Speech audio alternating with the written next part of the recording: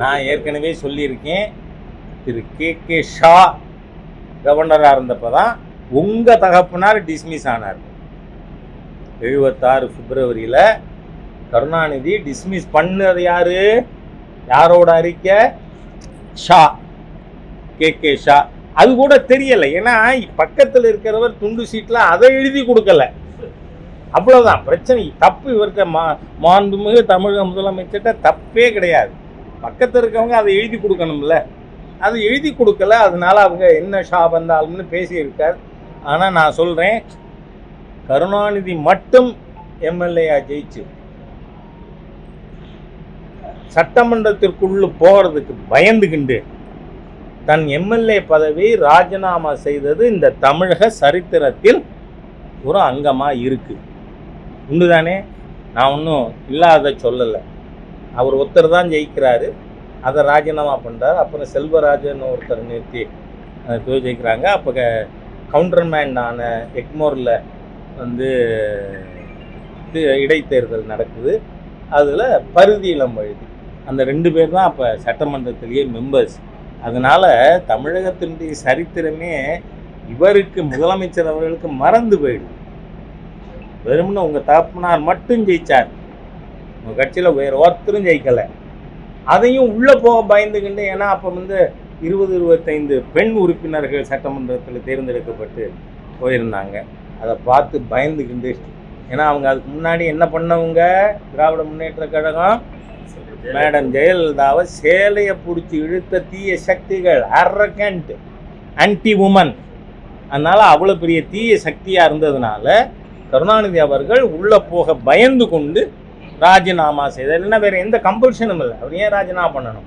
அதனால நன்றி. சென்ற முறை உள்துறை அமைச்சர், நாளை உள்துறை அமைச்சர் வரையில வேற இந்த கூட்டணிக்கு, உங்க கூட்டணிக்கு, என்டிஏ கூட்டணிக்கு வர்றதுக்கு வாய்ப்பு இருக்கா தமிழகத்துல? தமிழக அரசியல் மாற்றம் எப்பொழுதுமே அமித்ஷாஜி வந்தால் மாற்றத்துக்கு தான் வருவார். சரி இருங்க சொல்கிறேன். ஆனால் உங்களுக்கெல்லாம் நல்லா தெரியும், கூட்டணி பற்றி நான் பேச மாட்டேன். ஏன்னா இல்லை எதா இருந்தாலும் ஆல் இந்தியாவிலேருந்து எங்களுக்கு என்ன குறிப்பு வருதோ அதுபடி போனதான் மாண்புமிகு உள்துறை அமைச்சர் வந்தார். இந்த தேசிய ஜனநாயக கூட்டணி விஸ்தரிக்கப்பட்டு அகில இந்திய அண்ணா திராவிட முன்னேற்ற கழகம் உள்ளே வந்தது. அதை மறுநாளே உங்கள்கிட்ட பகிர்ந்து கொண்டேன் நான். என்ன நன்றி.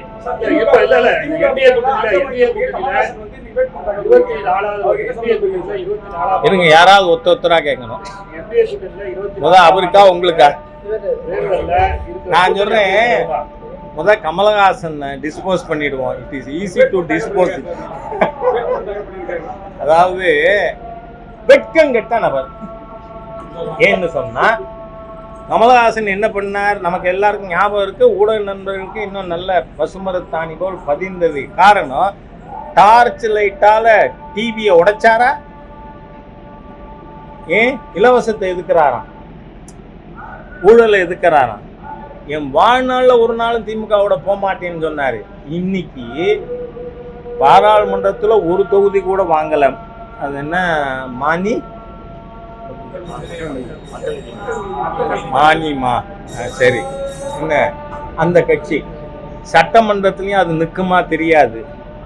தனக்கு ஒரு ராஜ்யசபா சீட்டு வாங்கிறதுக்காக வெட்கம் இல்லாம டார்ச் லைட்டை கொண்டே அடமானம் வச்சவரை பத்தி நீங்க கேட்கறதும் அனாவசியம். அதுக்கு நான் பதில் சொல்றதும் அனாவசியம்.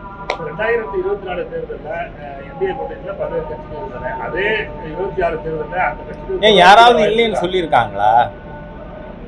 இல்ல இல்ல, ஏடிஎம்கே உள்ள வந்திருக்கு. ஏடிஎம்கே அது அடிஷன், எல்லாருக்குமே தெரியும்.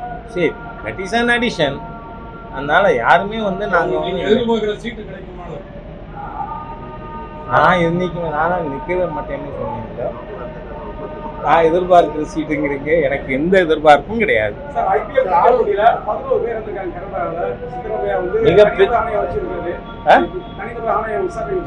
நான் என்ன சொல்றேன், அது ஒரு வருந்தத்தக்க சம்பவம். 11 உயிர்கள் பலியாகி இருப்பது வருந்தத்தக்க விஷயம். அது மாநில அரசு என்ன நடவடிக்கை எடுக்குதுன்னு பார்ப்போம். அது இல்லை, நிச்சயம் என்ன அதெல்லாம் இருக்கு. ஆனால் இன்னைக்கு நம்ம அதை பற்றி பேச வேண்டாம். அதுக்கு அவர் வந்து instituted and enquiry.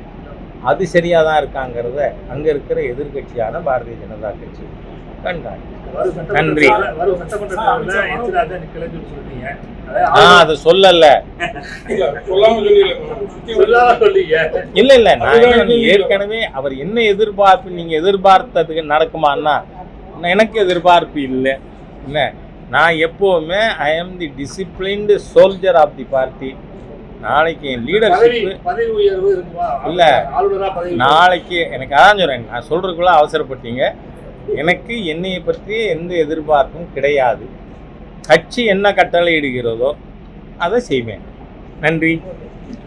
டயா booster சுகருடைய remote control இனி உங்க கையில. அனைத்து மருந்து கடைகளிலும் கிடைக்கும். செய்திகளை உடனுக்குடன் தெரிந்து கொள்ள கீழ்க்கண்ட கேபிள் மற்றும் டிடிஎச் நெட்வொர்க்குகளில் எம்நாடு செய்தி தொலைக்காட்சியை காணுங்கள். பாதகம் செய்பவரை கண்டால் நாம் பயம் கொள்ளலாகாது பாப்பா. மோதி மிதித்து விடு பாப்பா, அவர் முகத்தில் உமிழ்ந்து விடு பாப்பா.